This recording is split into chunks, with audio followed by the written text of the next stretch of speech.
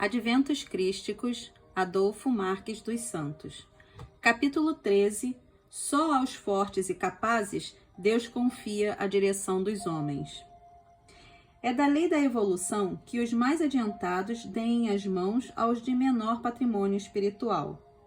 Dos que vão representar o Cristo Pai na nova civilização do terceiro milênio, essa mesma lei fará a seleção, levando-se em conta que, sem mérito, o homem não será guia, pois terminou o tempo de cegos guiarem cegos. Os novos guias da sociedade em qualquer atividade serão os mais sensíveis à manifestação do imponderável. E, quando se tratar de representar uma doutrina de cunho religioso, serão os verdadeiramente religiosos por vocação missionária e não mais os empresários da fé. Os seguidores dos novos líderes, mais intelectualizados e mais intuitivos, saberão discernir os falsos guias daqueles que forem portadores da grandeza espiritual inerente aos predestinados. Por ressonância ao magnetismo do líder inato, digno portador das verdades eternas, capaz de revirar o mundo e as entranhas da humanidade com estoicismo, fidelidade e humildade, tais adeptos não serão conduzidos como se fizessem parte de um rebanho, mas atraídos pela veracidade inconteste. Conhecedores que somos de que Deus entrega os seus filhos para serem conduzidos pelas pessoas mais conscientes quanto ao sentido sagrado da vida, é esperado que o líder não permita que os homens de frágil vontade, entrecortada pelo dissabor da infidelidade, pelo medo que os torna vassalos da treva, pela soberba, irmã gêmea da destruidora vaidade, e, por fim, os mansos de comportamento dúbio, não se aboletem na sua docilidade e, estabelecidos, levem a termo seus escusos propósitos em nome do Nazareno Mestre. O incentivador de homens à consciência espiritual, preparado que foi no percurso dos milênios, sabe que o inusitado pega de chofre o invigilante arredio, mas jamais surpreende aquele que, socorrendo-se da doutrina que abraçou por convicção, busca a luz e ignora a treva, percorrendo a trilha evolutiva ascensional transcendente com segurança, onde cada passo é plenamente calcado no conhecimento libertador. É fundamental o porvir, embora as ocorrências a ele atreladas nem sempre configurem um lago sereno. Mas, se a lei de Deus determina que após a tempestade surja a bonança, que seja o novo sacerdote da civilização do espírito semelhante à tempestade, que pela agitação da profundeza do lago, remove o lodo, regurgitando o humus que promove a vida. Bendito o homem que, fiel à vontade de Deus, está consciente de sua imanência e também aderido à sua transcendência, integrado à abrangência dele, o Nazareno Mestre, e à onisciência do Cristo Pai, o que o faz conduzir a vida com transparência. Os indivíduos mais evoluídos, aqueles que substituíram a força pela justiça, na nova era serão os responsáveis pela condução da evolução ascensional transcendente do pensamento humano, procurando conduzi-lo, o homem, aos aspectos mais refinados e espirituais da vida, enquanto existência e, simultaneamente, fornecendo-lhe conhecimento libertador quanto à vida na transcendência.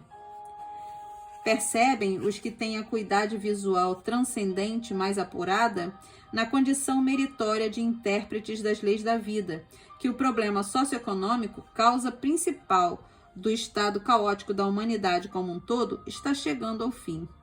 Nesse contexto, entra em ação a dor, realizando seu primoroso trabalho de despertar consciências para fazer parte da economia da vida universal. A dor, na trajetória do tempo, foi quem fez com que o espírito humano terreno, através de milenares existências, melhorasse a sua percepção, a sua tessitura perispiritual e, por conseguinte, interagisse com mais profundidade com o Senhor da vida, o que o desvinculou gradativamente do ter, do poder, do domínio, etc. E o vinculou, por ressonância, ao plano do eterno ser.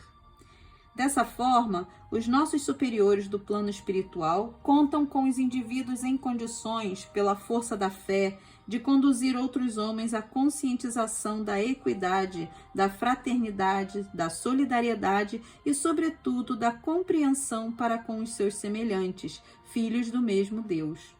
O espírito, na fase em que atende tão somente aos instintos básicos da vida corpórea, à fome e à libido, expressões mais simples e oriundas do reino animal, atrelado permanece ao seu milenar passado, quando também animal foi, não tendo, evidentemente, maturidade biológica nem psicoemocional para sustentar um ideal transcendente.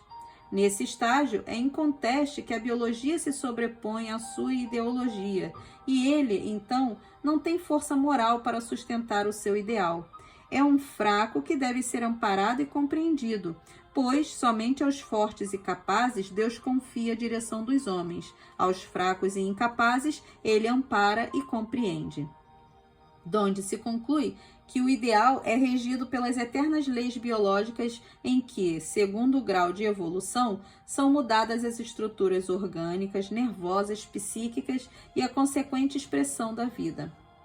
Não é suficiente substituir a brutalidade animal pela astúcia intelectual, mas estar em ressonância por evolução com o ideal plasmado. Forte é aquele de ideal superior, portador de sublime resistência à permissividade. O forte é responsável e, sobretudo, honesto, pois produz integralmente o que é capaz, ou seja, é fiel ao seu talento. É parcimonioso, disciplinado, mas por conhecer a elasticidade da lei do Criador, que deu a todos o livre-arbítrio com responsabilidade, possui excelente grau de tolerância, pois sabe que é preferível errar por excesso de bondade a errar por excesso de rigor, conforme escreveu Pietro Baldi. O forte não impõe as suas verdades, não é coercitivo, não comunga com barganha. Ele é sóbrio, portador de palavra cristalina. Por conhecer a lei de Deus, não tem discurso de conveniência. Um ser forte é fraterno, solidário, de propósitos nobres e ações dignificantes. Por se ter graduado a dimensão da compreensão para com as fraquezas alheias, não agride, não se exalta, é pacificador e manso pela sua própria idiosincrasia. O forte, conhecedor da lei de causa e efeito, não revida as agressões do mundo. Por ser convicto em suas colocações, não sustenta polêmicas infundadas, desamparadas da veracidade, da lógica. Em razão de não disputar os poderes terrestres, tem acesso aos poderes celestes e é capaz de revolucionar o mundo devido à sua força interior. Compreende-se assim o porquê de o arauto do cristianismo, manso e pacificador, ter anunciado que o seu reino não era deste mundo. Um ser forte é espontaneamente operante, participativo, alegre, entusiasta, de magnetismo aglutinador de consciências crísticas, altruísta, de condução devocional, cujas emoções visam, sobretudo, ao transcendente. Sabedor de que o ideal é regido pelas eternas leis biológicas, busca o conhecimento libertador para a sua reforma íntima, com pleno intuito de adquirir o equilíbrio que conduz ao detonador do seu eu crístico ou força superior. Um ser forte não perde a ternura para dizer a sua verdade. Torna-se um forte quem tem coragem para enfrentar-se, vontade para mudar e substituir valores, força interior para despir-se diante de sua própria consciência e de seu mestre, perseverança e dedicação para compreender a vida na transcendência, capacidade para fazer uma varredura em seu universo íntimo e retirar os entulhos psíquicos de ressentimento, mágoa, ira, inveja, maledicência, calúnia, luxúria, preguiça, ciúme, gula e etc., e colocar em seu lugar a luz do amor, do discernimento, da boa vontade, da esperança e etc., para que flua a divina essência da vida e se dissipe o anestésico da inoperância, da paralisia emocional que nos impede de percebermos as emanações dos planos superiores. Considerando que os adventos crísticos são dirigidos ao homem-espécie, todo enfoque visa a atingir a essência espiritual nele contida, com o objetivo de despertar o que permanece adormecido em si ou realinhar o que estiver fora do prumo. A presença de um ser humano mais consciente do seu Deus interior provoca em seus semelhantes o ardor da emotividade crística, abre os canais da percepção transcendente e, com isso, os desarmonizados sentem-se mais motivados para serem aquecidos com o fogo do conhecimento libertador, aquele que dilui o gelo interior, a indiferença tão comum aos que não conseguem definir parâmetros e objetividade para a vida afetiva. As energias do forte, por terem a peculiaridade de acionar o eu crístico de outras criaturas, produzem nelas a vontade de arrebentar as suas algemas psíquicas e entrar em atividade realizadora. É bom lembrar que muitos se portam como fracos, indiferentes, indolentes, anulados, sem expectativas para novas conquistas, devido ao acoplamento de outras consciências psicologicamente doentes, que se ligam por afinidade moral e psíquica.